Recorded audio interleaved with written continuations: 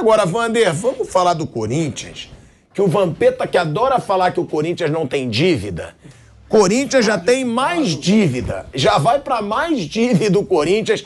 A gente vai para um break na Rádio Jovem Pan, seguimos no YouTube. Ó, o Corinthians ainda não pagou, a gente vai falar aí da situação do Corinthians, o aproveitamento do Corinthians está péssimo com o Vanderlei Luxemburgo, mas antes, o Corinthians ainda não pagou o valor de 6 milhões de reais ao São Bernardo pela contratação do Christian Barletta, anunciado há mais de 2 meses, velho Vamp. Que muitas vezes nem vai pro banco. Boa, Bruno Prado sempre trazendo o seu elemento crucial. O reforço, vai o Romero pro banco e não vai ele. Ele foi contratado por reforço pro brasileiro. Esse reforço de 6 milhões de reais não pagos pelo Corinthians, nem vai pro banco na maioria das vezes. A confirmação da informação por parte do São Bernardo aconteceu depois que o presidente do Joinville, o D'Artagnan de Oliveira, olha o nome, ó. D'Artagnan Mosteiro, hein? de Oliveira, revelou em entrevista coletiva que a equipe catarinense, que tem direito a 10% dos 6 milhões de reais, também não recebeu o valor. Ele diz: temos um valor a receber pelo Barletta. Ele foi vendido ao Corinthians por 6 milhões de reais, com pagamento de 1 milhão à vista e 10 parcelas de 500 mil ao São Bernardo. Nós temos 10% disso, então nós teríamos 100 mil à vista e 10 parcelas de 50 mil para fechar os 600 mil. Isso já faz uns 3 meses e o Joinville ainda não recebeu nada.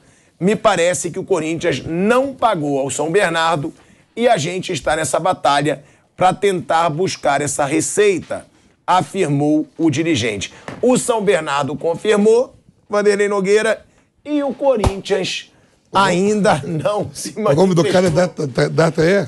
Pode contratar aí, ó, Atos, Focos e Aramis. Vem com as espadas que vai ser uma luta. Vai demorar para ele ser pago. É brincadeira aí. Olha, é a crise no Corinthians financeira que então, muitas vezes se tapa o sol com a peneira, né, Vander? A gente sabe que há uma dificuldade financeira de longa data no Corinthians, né? Não é nenhuma novidade o que está sendo falado. E só lembrando, né, Vanderlei, já que eu gosto de cobrar, o Corinthians, o Vampeta está honrando ser corintiano, porque ele me deve e o Corinthians deve ao São Bernardo. É bem diferente. O Vampeta deve, não nega, vai pagar e o atraso é muito pequeno. O dinheiro está na conta que foi dele mesmo. Vou dar uma canseirinha nele.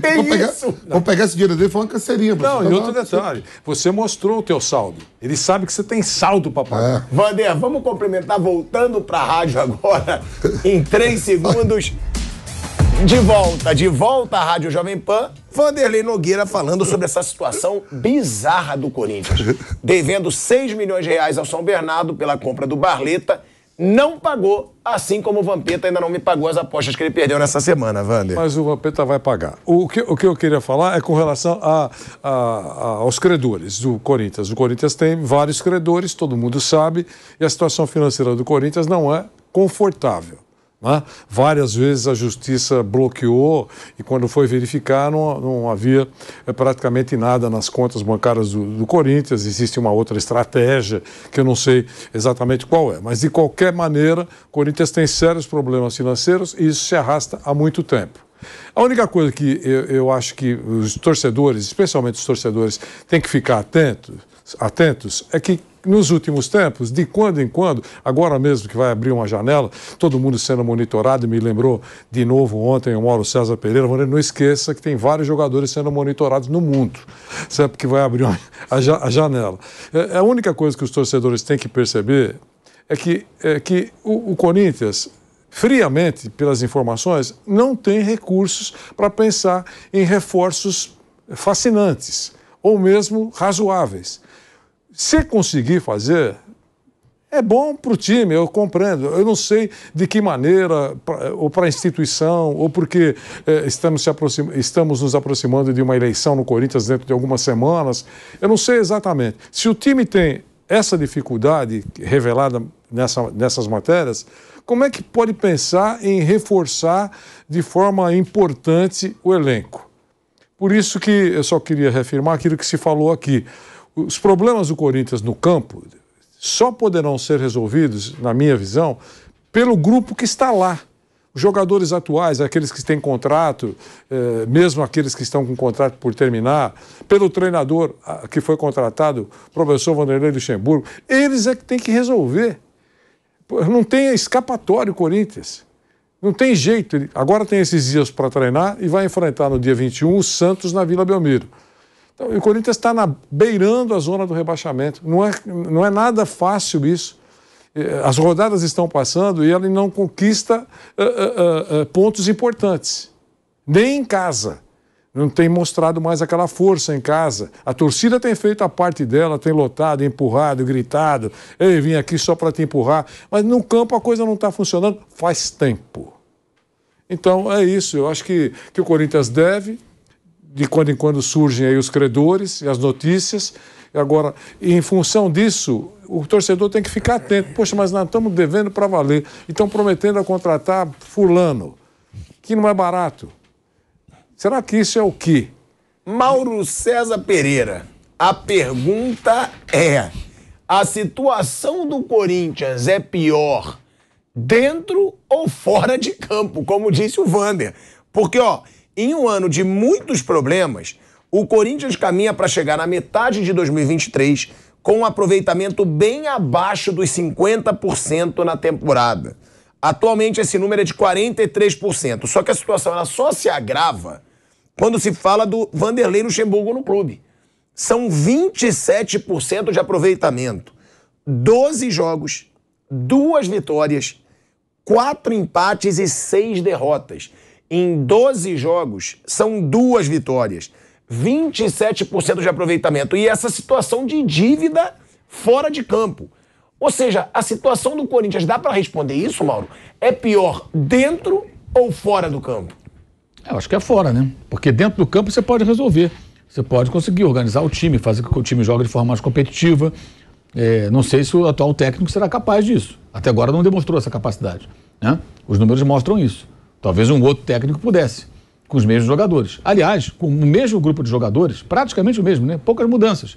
O Vitor Pereira, do ano passado, colocou o time na zona de classificação da Libertadores, foi eliminado da Copa Libertadores só pelo campeão, porque quem viria a ser o campeão, o Flamengo, e chegou à final da Copa do Brasil e perdeu nos pênaltis. Eram os mesmos jogadores. Mas aí embarcaram na história da sogra, que o cara era o pior do mundo, por causa da sogra, a torcida caiu nessa conversa, uma parte dela, me parece. O elenco não é ruim para isso, não. Agora, fora do campo, a solução não tem solução no curtíssimo prazo, é uma dívida enorme. Chega a ponto de algumas situações constrangedoras, de cobranças de valores que são até pequenos para um clube como o Corinthians, né? E que ele não consegue pagar. Essas notícias pipocam a todo instante, vira e mexe, tem alguém aí, credor, fornecedor que não recebeu, empresário, o clube, o jogador, o ex-jogador, ação na justiça, esse tipo de coisa faz parte do noticiário do Corinthians há algum tempo, né? Então, eu acho que isso é mais difícil de solucionar. Em campo, não. Agora, a atual comissão técnica não tem demonstrado capacidade de fazer esse time jogar. Vou lembrar, os jogadores são os mesmos praticamente do ano passado. O que mudou do ano passado para cá? Praticamente todo mundo. Mesmo elenco. Ainda chegou reforço, né? O Barreto aí acabou de falar que... Ainda chegou mais gente ainda. Então, é verdade, acho que dentro de campo, agora, quando contrataram o Vanderlei Luxemburgo, eu queria falar do Vidal. O Vidal foi uma contratação midiática. O Vanderlei também é uma contratação midiática. Mesmo ele estando em baixa como técnico já há algum tempo, ele é midiático, porque ele foi o melhor técnico do Brasil, ele dá as entrevistas dele, sempre tem repercussão, mas no trabalho de campo não está funcionando, gente. Você vê nos últimos 10 jogos, o Corinthians ganhou aquelas 2 partidas do Fluminense e Atlético Mineiro. Perdeu 5. Empatou 3. Os empates são contra São Paulo em casa, que jogou para empatar, para segurar o empate, até meio constrangedor aquela situação, achei, aquela partida. O empate na Argentina contra o Argentino Júnior, que ficou com um homem a mais e quase perdeu no final, e não adiantou nada, porque já está eliminado da Copa Libertadores de qualquer maneira, e agora o empate contra o Cuiabá. Esses são os empates que o Corinthians conseguiu. 5 derrotas e essas 2 vitórias que foram, assim, cada vez mais essas vitórias sobre o Fluminense e Atlético, parece assim uma exceção, uma coisa atípica. E o Corinthians venceu. E venceu 2. Nossa, que loucura, hein? E agora? Vai engatar uma sequência boa? Que nada. E o time jogando mal, né? A partida lá contra o Del Valle foi um negócio muito constrangedor, né? Porque não teve nem o da altitude, né? Geralmente a altitude é o segundo tempo. Primeiro tempo já foi um vareio. Poderia ter sido mais do que foi o placar. Então acho que fora de campo é mais difícil. Dentro de campo acho que a solução, repito, não sei se a atual comissão técnica é capaz. Até agora não demonstrou essa capacidade. E teve um otimismo, né, no jogo contra o Atlético. É isso que eu fico assim, eu fico me perguntando, por que o time não repete uma atuação? Isso é a agenda positiva do Corinthians, que é vendida sempre para essa torcida que se ilude. Mas, Mauro, esse jogo foi um jogo briga de rua. Os dois times tiveram chance, o Atlético teve chance, jogou, Mauro. O Corinthians não joga. Porque o Corinthians estava sob pressão, perdeu por 2-0, a faca estava no pescoço, então teve que se lançar o ataque. Os jogadores não são ruins. O Atlético também fez um jogo... porque poupou alguns jogadores, como eu falei, o Hulk jogou 3/4 daqueles dois confrontos. De 4 tempos jogou 3. Perdeu um pênalti no final, lá na disputa de pênalti, e não estourou uma bola no gol. Quem garante que o Hulk ia mudar o panorama do jogo? O Atlético perdeu porque perdeu. Porque fez um jogo muito aberto, não soube controlar a partida. O Atlético tinha que manter aquele jogo, tá 2-0 pra mim, maneiro aqui. Não, ficou aquela coisa, o Atlético tinha chance, o Corinthians teve chance. O Paulinho perdeu um gol no final ali, que era o gol da classificação, entrou livre, não conseguiu fazer, foi travado, demorou a finalizar. O Corinthians teve outras chances também. Eu achei foi que nem Flamengo e Grêmio agora no domingo. Um jogo muito aberto, muito aberto. E o Corinthians jogava assim, é tudo ou nada. Mas não deu um otimismo no torcedor, esse Corinthians pode jogar, porque não joga nunca. É que tá, mas eu acho que é muita agenda positiva. Uma vitória é emocionante, a classificação é emocionante, mas o jogo em si não apresentou um time maduro, um time, sabe, mais competitivo, um time que foi guerreiro, que lutou, e um adversário que não soube administrar uma situação. Porque no mata-mata, o time que está em vantagem fora de casa, essa é a minha opinião. O Atlético, eu vou estrear esse jogo aqui, não vai ter jogo, não vai ter correria. Eu não vou entrar em correria. Você está interessado na correria, você está perdendo 2-0, o Atlético entrou nessa trocação. E ficou um jogo muito franco. Um jogo muito franco tem uma certa aleatoriedade. Quer dizer, de repente, você perde um gol, o outro acerta, tudo, o jogo toma um outro rumo. Então, assim, a classificação é emocionante, sim, mas o conteúdo, assim, o que o Corinthians apresentou não foi uma partida. Enquanto o Fluminense escapou no primeiro tempo de perder o jogo, e no segundo encaixou ali o Roger Guedes muito bem, aliás, tem feito uma ótima temporada, isso é inegável, foi lá e acertou e o Fluminense foi derrotado. Aí você pega também o Fluminense e vê. O Fluminense, que fase, quando derrotou, uma fase péssima. O Fluminense não consegue ganhar. Ganhou foi do Cuiabá, né? No Bragantino, em casa. Agora já empatou com o Goiás, estava 2 vezes à frente, cedeu empate. Perdeu para o River, perdeu bem perdido para o River também. Muitos falou de polêmicas diversas que houve, de fato, absurdo, de racismo. O Felipe Melo se estranhando com os argentinos também, falando do Boca e tudo, mas o jogo em si, o River foi melhor do que o Fluminense. O Fluminense não merecia sorte melhor. Então você pega até o time que o Corinthians, no caso, um dos times que o Corinthians derrotou, não foi o Fluminense naquele momento que o Diniz estava em alta, é o Fluminense no viés de baixa. Então, assim, isso tudo tem que ser analisado com mais profundidade, mas, em geral, isso é normal. Um clube como o Corinthians, numa crise, muita torcida, um desespero, uma angústia, ganha 2 jogos. E a agenda positiva é uma característica do Corinthians. Entendeu? A lupa não é usada. Vamos falar aqui que está demais, agora vai, Vanderlei é o melhor.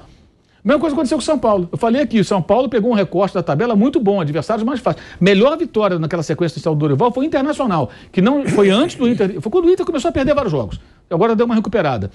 E o São Paulo foi contra times mais fracos, a maioria das vezes. Ganhou sofrendo contra o Vasco, ganhou sofrendo contra o Goiás. Nossa, o Dorival tem que ir para a seleção. Gente, que exagero. Agora pegou o Grêmio e perdeu. Pegou o Palmeiras e perdeu em casa. No meio tem o Tolima. O Tolima é freguês do Dorival. O Dorival está ganhando de quanto? 7, 8, com mais 5, 13. Está 13-1 em 4 jogos. Teve um 0-0. Que foi 7-1, 5-0, 1-0 gol do Pitico e um 0-0. Está 13-1. O Dorival, se jogasse contra o Tolima melhor de 7, que nem na NBA, ia ganhar todas. Não teve um grande jogo assim? Sim. Nossa, jogou muito. Não mudou muito, não. Tá mais ou menos a mesma coisa. E do Corinthians, até falei uma coisa aqui. Eu tinha a dúvida ali, né? Depois desses 2 jogos, pelo menos em casa vai jogar bem? Não. Contra o Cuiabá foi péssimo.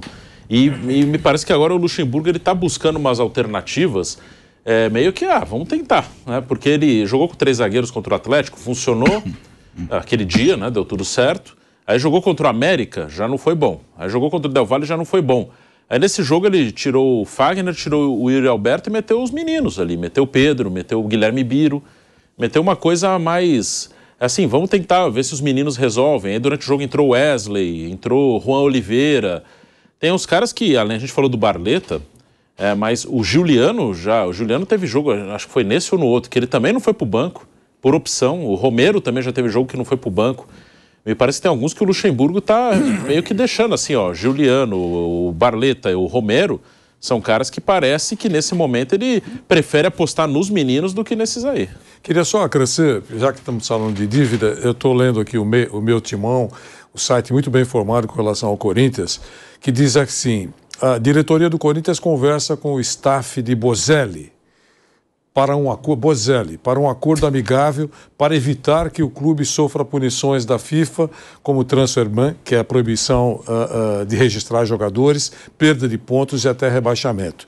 O motivo é uma dívida de cerca de 7 milhões, com juros e correções, do clube com o atacante, referente a direitos de imagem e outros direitos trabalhistas. A intenção do Corinthians é fechar um acordo ainda nesta semana. Os dirigentes do clube estão confiantes de que os representantes de Bocelli irão aceitar as condições e a demanda na FIFA será retirada. No momento, o Corinthians não confirma nenhuma punição. Só para deixar registrado que é mais um problema para resolver. Ô Vamp, mais uma dívida. 6 milhões do Barleta, 7 milhões do Bocelli, várias outras dívidas do Corinthians. Isso que está sendo falado agora, né? Sim, e tem muitas outras. Agora, a pergunta que eu te faço, tá? Que é a pergunta que não quer calar. Próximo jogo do Corinthians é o Santos na Vila, fora de casa. E o clássico, o Santos está bem? Não, mas é um clássico fora de casa. E a gente tem o Corinthians, Vamp, a 1 ponto da zona do rebaixamento. A 1 ponto. Você tem Goiás, a 1 ponto do Corinthians, América Mineiro, a 1 ponto do Corinthians, Vasco, a 3 pontos do Corinthians e o Curitiba, que já praticamente rebaixado, tá aí a 5 pontos do Corinthians. Agora, é pro torcedor corintiano temer o rebaixamento, Vamp? Porque pelo aproveitamento que a gente deu do Luxemburgo, pela pontuação e pelo próximo jogo, eu vou ver até a tabela do Corinthians como tem tá. Santos e Atlético Paranaense, depois, acho, se não me engano, fora. Olha aí. Olha aí. Acho que é isso. Deixa eu ver agora. Eu vou ver o próximo jogo depois do Santos, do Corinthians. Bahia ou Atlético Paranaense? Atlético Paranaense fora. Porra, jogar contra o Atlético Paranaense na Arena da Baixada é uma derrota bem provável. Santos é clássico, não tá bem, mas é na Vila Belmiro. O Paulista empatou na Vila. A situação do Corinthians é bem complicada. É pra temer rebaixamento ou é muito cedo? Lógico que é se o Goiás ganha o jogo e o próprio Vasco, né? Depois que o Goiás fez 2-2, o Goiás enfrentou com a vitória. Ó, é bom pro Corinthians. O próximo jogo é confronto direto Vasco e Goiás. É Vasco e Goiás em São Januário. Se ele não fizer o dever de casa dele, um dos dois passa. Talvez o Vasco não, porque o Vasco vai empatar, né? O Vasco empata. O Vasco não, aí vai pro saldo de gols. Vai pra 9, Aí vai pro saldo de gols. O saldo de gol do Vasco é ruim. Mas assim, vai ter essa parada aí pra todo mundo. Até você falou aí, até o próprio Curitiba, você falou, já caiu. Não, mas o Curitiba ganhou um jogo aí, já tá... Você vê que tá tropeçando direto. Se ganhar um jogo, já bola ali com os caras ali, a menos de um... Fica 1 ponto. O Curitiba tem 3, né? Vai a 6. Que a gente falava, né, no começo, quando o Corinthians estava ali perto da zona, não vai brigar, o Corinthians não tem elenco pra brigar. Tá brigando até agora e não tem um otimismo pra sair, É o mesmo time com a chegada do Barleta, que foi 4 colocado na temporada passada. Mas eu vejo o time sem confiança e sem padrão de jogo. Vamos ver esses 10 dias aí. Porque também foi assim, o Dorival assumiu já, encavalando um monte de jogo, o Vanderlei um monte de jogo. A maioria que assumiu não teve tempo de treinar. Vai ter esses 10 dias agora. Vamos ver como volta. É preocupante, Vander? Um rebaixamento pro Corinthians? O Vanderlei Luxemburgo disse há alguns dias que é realmente preocupante, que o Campeonato Brasileiro é muito perigoso. Agora o discurso mudou, claro, porque ele está sentindo a água bater no pescoço. É que é muito perigoso e que precisa, palavras dele, se afastar o mais rapidamente da zona da confusão, que é a zona do rebaixamento. Sem dúvida, é muito perigoso. As rodadas vão acontecendo, o tempo está rodando. Precisa de pontos. Em relação a 2007, que o Corinthians caiu. 2007. Então, nesse mesmo número, nesse mesmo tempo de competição, no ano que o Corinthians caiu, ele tinha 14 pontos. Agora tem 9, né? Eu estou equivocado? Me ajudem. 9, são 9. Então tá. O mesmo número de rodadas. Ele caiu em 2007, tinha 14 pontos. Agora ele tem 9. Então, se você olhar só para os números, não é preocupante? Claro que é preocupante. Tem que ficar muito esperto. Esse é o grande temor. A gente falou isso aqui. As outras competições, na verdade, eram, entre aspas, bonificação. Indo, ótimo, é bacana, fatura uma grana, tudo bem. O terror é cair para a Série B. O Corinthians tem que mergulhar de cabeça para evitar isso.